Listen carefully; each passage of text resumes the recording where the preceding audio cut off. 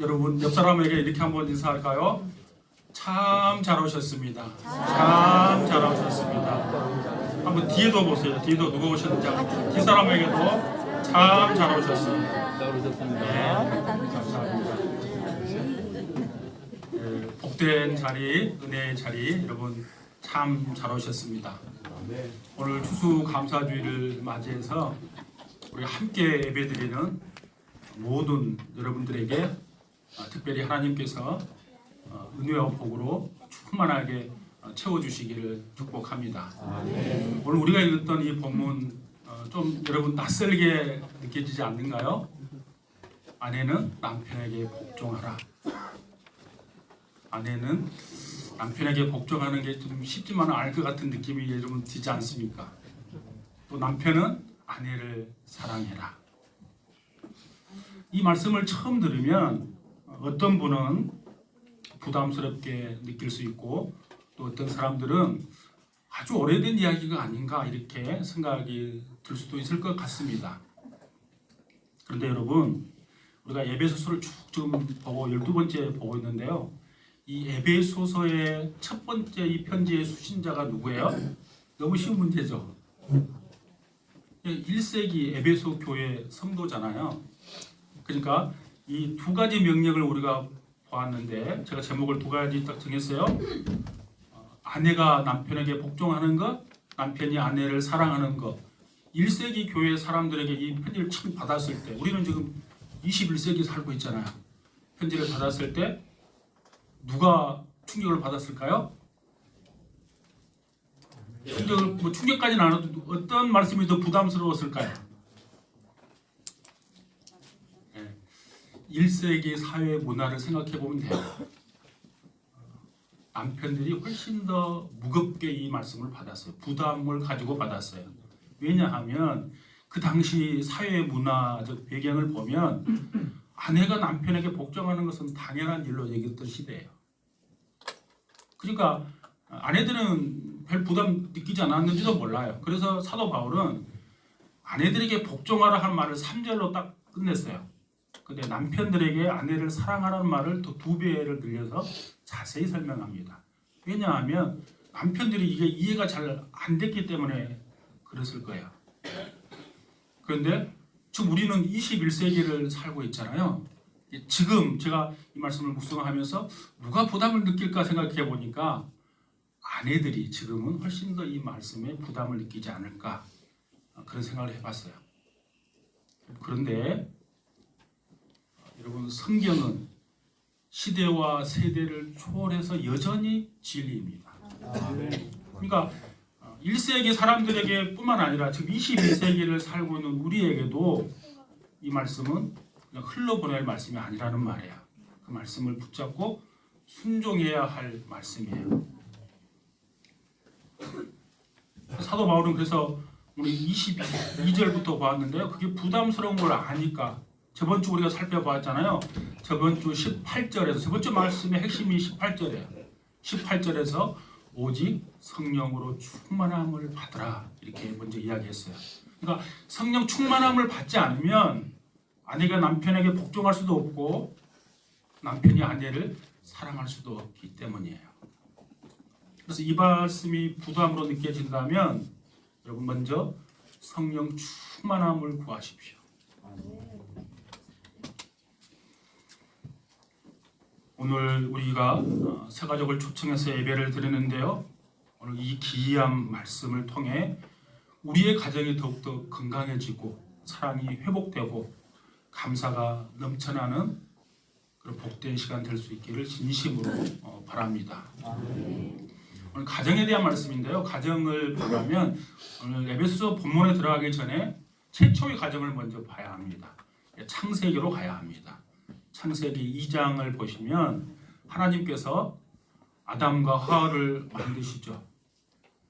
근데 그것은 우리가 그냥 단순하게 성경을 보면 최초의 가정을 우리에게 주신 것이다 이렇게 생각할 수 있어요. 근데 틀린 건 아니지만 사실은 그 말씀을 좀 깊게 보면 최초의 가정이 아니라 최초의 가정의 질서, 그러니까 창조의 질서를 우리에게 보여주는 말씀이에요.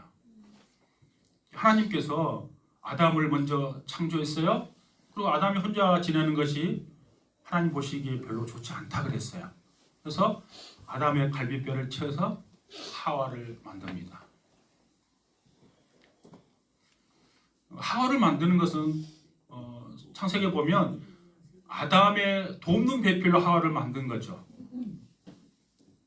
돕는 배필, 그러니까 우리가 잘못 생각하면 좀 부족하니까 돕는 거 아니야? 이렇게 좀 오해할 수 있어요.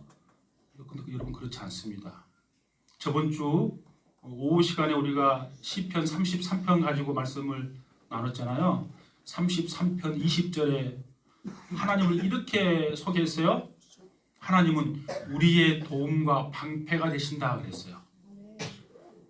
여러분, 도움이라는 단어를 하나님에게 쓴 거예요.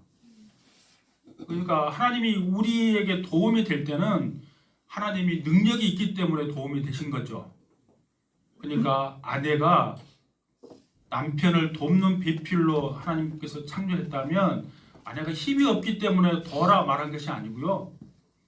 그 아내가 가정을 세우는 데 있어서 하나님의 성품을 가장 잘 반영한 역할을 할 수 있기 때문에 돕는 배필로 아내를 세운 거예요.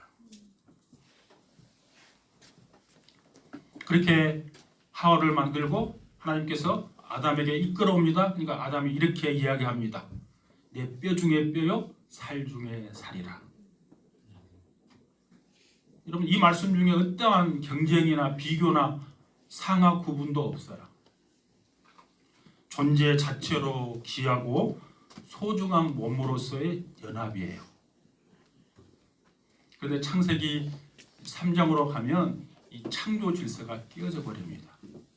창조 질서가 붕괴되면 그때부터 가정이 무너지게 되는 거예요.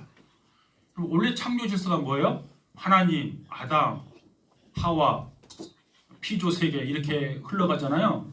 근데 사탄이 와서 꼬드겨 가지고 그걸 바꿔버려요. 뱀, 아담이 먼저 나와야 되는데 누가 나오는가 하면 하와가 먼저 나와요. 그러니까 뱀, 아내, 남편, 하나님으로 창조 질서를 완전히 무너뜨려 버려요. 그것은 심각한 문제를 야기합니다. 가정의 질서가 파괴됐다는 의미입니다. 그렇게 된 결과가 뭔가 하면 창세기 3장 16절이에요.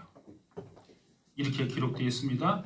너는 남편을 원하고 남편은 너를 다스릴 것이다. 남편을 원한다 그러니까 여러분 좀 사랑하는 느낌이 듭니까? 이 원하다는 이 원문의 뜻은 지배한다는 뜻이에요. 그러니까 부부가 처음 만난 그 목적, 서로 사랑하도록, 사랑해서 연합해서 하나님의 뜻을 이루도록 하나님이 창조했는데 창조 질서가 깨어져 버리니까 사랑이 아니라 서로 지배하려고 하는 거예요. 여러분은 혹시 어떠세요? 부부 생활을 할 때 내가 이 권력을 쥐고 남편과 아내를 혹시 지배하려고 하지 않습니까? 그건 타락한 본성이 우리에게 남아있기 때문에 그래요. 가정을 창조하시고 가정을 소중하게 여기시는 하나님은 죄로 인해서 파괴된 가정을 회복시키시길 원하세요. 그래서 가정의 회복은 사실은 창조 질서의 회복이에요. 바울은 그 길의 그 회복의 길을 이야기할 때 이제 본래 창조 질서로 다시 돌아가는 거예요. 그러니까 남편과 아내의 역할을 다시 재정립시켜 주는 거예요. 죄로 인해서 파괴되어 버렸던 원래의 창조 목적에서 다시 회복시키는 거예요. 그 회복시키는 명령을 오늘 두 가지로 주는 거예요. 먼저 아내들에게 말씀합니다. 아내들에게 남편에게 복종하라 이렇게 말씀합니다. 그 말씀이 22절이에요. 22절은 우리 자매님들, 우리 여성분들만 한번 읽어볼까요? 복종이 잘 안 되기 때문에 한번 읽어보시죠. 22절 시작. 아내들이여 자기 남편에게 복종하기를 잊게 하지 않라. 아멘. 왜 아멘 소리가 이렇게 안 나와요? 아멘, 아멘이시죠? 네. 이 말씀을 오해하면 아내는 무조건 남편의 말에 따라야 한 것으로 들릴 수 있어요. 근데 성경에서 말하는 복종은 단순히 복종의 행위가 아니에요. 성경에서 말하는 복종은 주님께 대한 경외하는 마음으로 남편을 존중하는 태도를 의미하는 거예요. 제가 오래전에 여수의 모 교회 가서 가정 세미나를 했어요. 땡 사랑교회라는 교회 가서 제가 세미나를 했는데요. 이 똑같은 말씀을 전했어요. 아내들이여 남편에게 복종하십시오. 이렇게 한 시간 정도 이제 말씀을 전하고 이제 다과 시간을 갖게 됐어요. 그러니까 한 60대 초반으로 보이는 분이 제게 왔어요. 오늘 자신을 소개하는 거예요. 목사님, 그때 제가 목사 한수 안 받았지 아마 목사 고시는 합격했는데 아직 안수는 받게 됐는가 모르겠어요. 근데 아무튼 그 말씀이 이해가 안 된다는 거예요. 그래서 이제 반박하고 싶은 거죠. 근데 전문 용어를 딱 써서 반박을 하는 거예요. 여러분, 이 복종하기 싫은 것에 대한 전문 용어가 뭐가 있을까요? 딱 세 자를 전문 용어를 썼어요. 잘 여러분은 한 번도 그렇게 해보지 않았기 때문에 모를 거예요. 불복종이. 예? 불복종. 불복종요? 불복종. 그건 훨씬 더 높은 전문 용어였어요. 건덕지라는 건덕지 들어봤어요? 예. 이렇게 얘기하는 거예요. 목사님, 네 남편에게 내가 복종할 만한, 존경할 만한 건덕지가 있어야 복종하거든요. 건덕지라는 말을 제가 그때 제 귀에 확 박혔어요. 여러분 어떠세요? 저를 포함해서 모든 남편들은 다 부족하죠. 건덕지가 없죠, 사실은. 예. 쉽지 않죠. 그런데 여러분, 성경은 남편이 자격을 갖추었기 때문에 복종하라고 말하지 않습니다. 명령의 근거는 남편이 아니고 주님이에요. 오늘 본문에 보니까 죽게 하듯 하라 이렇게 말하고 있습니다. 남편이 완벽해서가 아니라 하나님께서 남편을 그 가정의 머리로 세웠기 때문에 그 남편을 통해서 일하시는 하나님께 순종하는 마음으로 따르라는 거예요. 여러분, 남편의 부족함을 보면 낙심할 때도 있습니다. 그러나 그때마다 이 남편을 통해서 하나님이 내 가정을 세우신다는 그 믿음을 붙잡으십시오. 그 믿음이 복종의 출발점이 됩니다. 여러분, 어떤 공동체들 간에 질서가 무너지면 그건 회사 조직이 됐든 교회가 됐든 가정이 됐든 질서가 무너지면 여러분 모래 위에 지은 집과 같아요. 그냥 어느 순간은 무너져 버려요. 여러분, 교회 공동체도 마찬가지입니다. 여러분, 하나님께서 저를 배초교회 목사로 세웠는데 제가 탁월해서 똑똑해서 특별해서 세운 거 아닙니다. 어떤 부분에 있어서는 성도님보다 부족한 부분 제가 아는 목사가 이러면 잘 알지 않습니까? 근데 왜 교회가 부족함이 많은 목사에게 다가와서 권위를 인정해주고 왜 순복해야 합니까? 이유는 딱 하나예요. 하나님께서 우리 교회 담임 목사로 저를 세웠기 때문에 부족함이 있음에도 불구하고 하나님께 순종하는 마음으로 순복하는 거예요. 가정도 똑같아요. 가정도 하나님은 가정의 질서를 세우기 위해 그 가정의 머리로 남편을 세웠어요. 그러므로 아내가 남편에게 복종하는 거예요. 그럼 복종이라는 단어가 좀 거슬린가요? 한번 제가 풀어보겠습니다. 복종은 억압이나 굴복이 아니라 돕고 세우고 격려하는 아름다운 힘을 의미합니다. 복종이라는 원어의 뜻은 이런 뜻이에요. 자원하여 기꺼이 헌신적으로 협력한다. 자원이 첫 번째예요. 다시 말해서 아내의 복종은 남편을 단지 왕처럼 모시는 것이 아니라 남편을 하나님의 사람으로 세워지는 지혜로운 존중이에요. 그래서 신학자 빌 코타드는 성경적 복종을 이렇게 정의했어요. 정의를 아주 잘 내려놨어요. 한번 들어보세요. 복종이란 아내의 모든 능력을 남편의 주관하에 남편과 가족의 유익을 위해 양보하는 것을 의미한다. 어떤 가정의 일을 결정할 때 아내의 식견, 통찰력, 생각, 기호, 요구, 판단력을 가지고 남편과 대화하고 의논한다. 그러나 최종적인 결정은 남편에게 맡기는 태도를 복종이라 한다. 아주 성경적으로 잘 정의를 내려놨어요. 여러분, 가정사역자 웨인 맥은 이렇게 말했습니다. 부모에게 좋은 아들, 딸이 되는 것도 중요하고 또 자녀에게 좋은 엄마, 아빠가 되는 것도 중요하지만 그것보다 더 중요한 것은 좋은 남편, 좋은 아내가 되는 것이다. 이게 핵심이에요. 가정생활에서. 저는 담임 목사 되고 주례를 몇 번 섰습니다.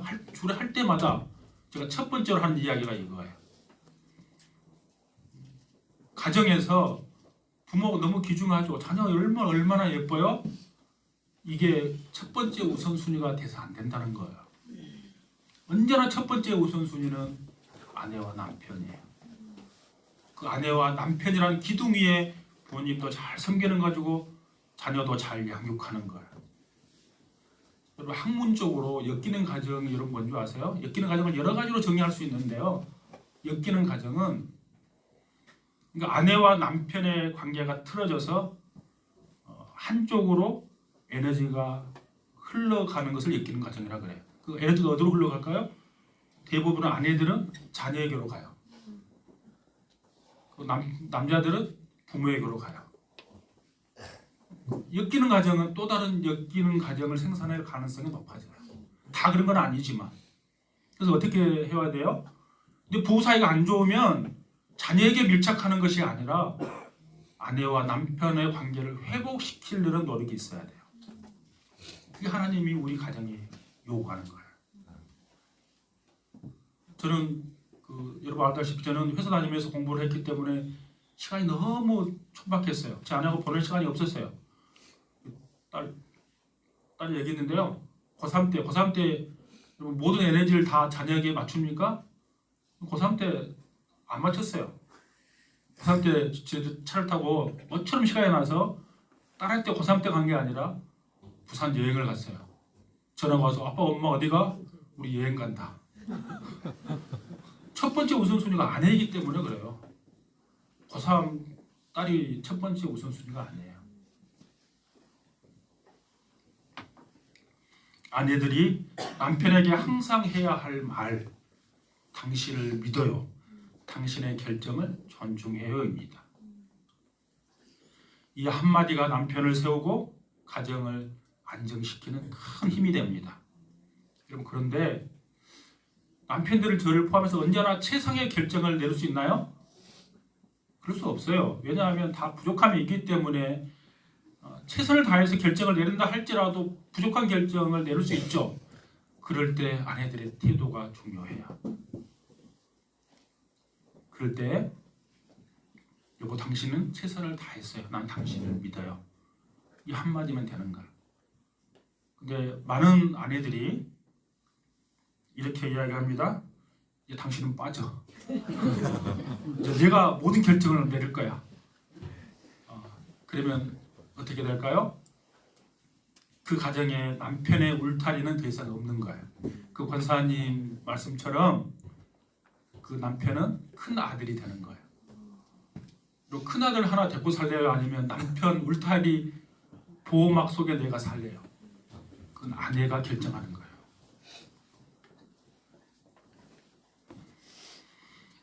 하나님께서 아내에게 남편의 존중을 맡기신 이유는 존중이 남편을 회복시키는 생명의 통로가 되기 때문이에요. 이 복종은 힘없는 순종이 아니라 믿음의 순종입니다. 자신의 뜻을 내려놓고 하나님의 뜻을 신뢰하는 여인, 그 사람이 바로 하나님께서 기뻐하시는 아내입니다. 두 번째는 남편에게 명령합니다. 창조 질서를 지금 회복하는 명령이에요. 다 깨져버린, 죄로 인해서 깨져져 버리는 창조 질서를 회복할 목적으로 지금 주는 거예요. 남편에게 주는 명령, 아내를 사랑하는 거예요. 근데 사랑하는데 그리스도가 교회를 사랑하는 것 같이 사랑하는 거예요. 그러니까 이게 굉장히 무거운 거예요. 그리스도가 교회를 어떻게 사랑했나요? 십자가에서 자신의 생명을 다 들여서 사랑하는 거예요. 남편들이 그렇게 사랑하라는 거예요. 그래서 사실 이 말씀은 훨씬 더 남편들에게 부담을 주는 말씀이에요. 25절입니다. 부담이 되는 말씀 우리 남편들, 남성들만 읽어보시죠. 25절 시작. 남편들아 내 사랑하기를 그리스도께서 그 교회를 사랑하시고 그 교회를 위하여 자신을 주신 같이 하라. 아멘이십니까? 예. 자신을 주심 같이 하라. 그리고 아내가 복종한다면 남편은 그보다 훨씬 더 큰 무거운 책임이 주어졌어요. 그리스도가 교회를 사랑한 것 같이. 다시 바꿔 말하면 자신의 생명을 내어주는 사랑을 하는 건가요? 뭐 결혼기념일날, 뭐 생일날 잠깐 이벤트하는 그 정도 사랑을 말하는 거 아니에요. 감정적인 사랑을 말하는 거 아니에요. 희생적인 사랑, 헌신적인 사랑을 말씀하고 있어요. 그 사랑을 하셔야 합니다. 아내들은 남편들이 사랑하지 않으니까 복종하기 어렵다고 이야기합니다. 또 남편들은 아내가 존중하지 않으니까 사랑하기 어렵다고 이야기합니다. 그러나 성경은 이렇게 말씀합니다. 그리스도께서 먼저 사랑하셨다. 즉 남편의 사랑에는 순서가 있습니다. 항상 남편이 먼저예요. 우리 남편들은 그걸 잘 새겨드려야 돼요. 가정의 머리로 그냥 세운 거 아니에요. 언제나 남편이 먼저예요. 그러니까 아내가 존중하기 때문에 사랑한 것 아닙니다. 아내가 변해가지고 나에게 잘 대해주기 때문에 사랑하는 거 아니에요. 주님이 먼저 사랑하셨기 때문에 사랑하는 거예요. 남편의 권위는 집안을 지배하는 힘에서 나오지 않아요. 남편의 권위는 희생에서 나오는 거예요.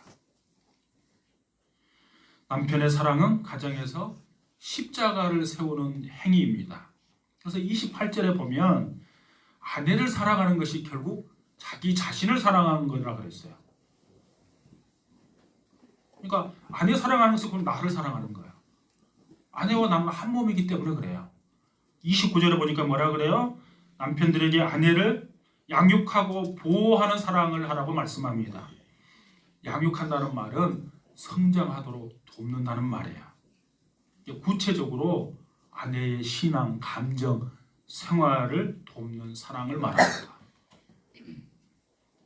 아내가 지치고 버거울 때 짐을 덜어주는 것, 결정할 때 아내의 의견을 무시하지 않고 귀하게 여기는 것, 아내에게 격려해서 아내의 성장을 돕는 것. 여러분, 우리 청년들 지금 데이트하는 청년들 있는데요. 데이트할 때보다 결혼을 하면 훨씬 더 성장해야 돼요. 하나님께서 가정을 창조하는 목적 가운데 바로 이게 있어요. 성장이 있어요. 양육이 있는 거예요. 그러니까 인격적으로 신앙적으로도 훨씬 더 결혼하면 서로가 서로에게 성장을 독려, 뭐 말로 해서 독려하는 것이 아니라 나의 삶을 통해서 성장을 이루도록 도와주는 거예요.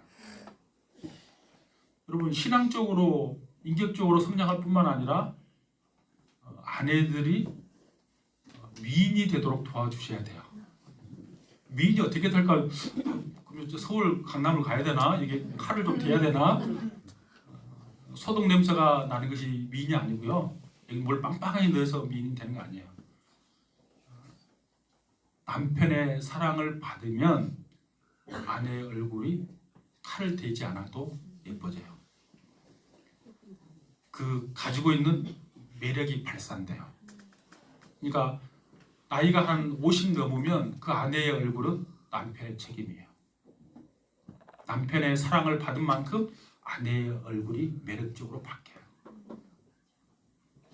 잘 한번 생각해 보세요. 나는 지금 아내에게 사랑을 주고 있는가? 내 아내가 미인인가?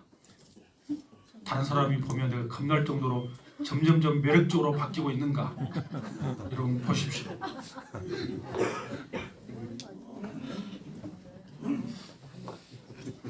남편의 사랑으로 아내가 더 꽃피고 자라나도록 돕는 것이 양육이에요.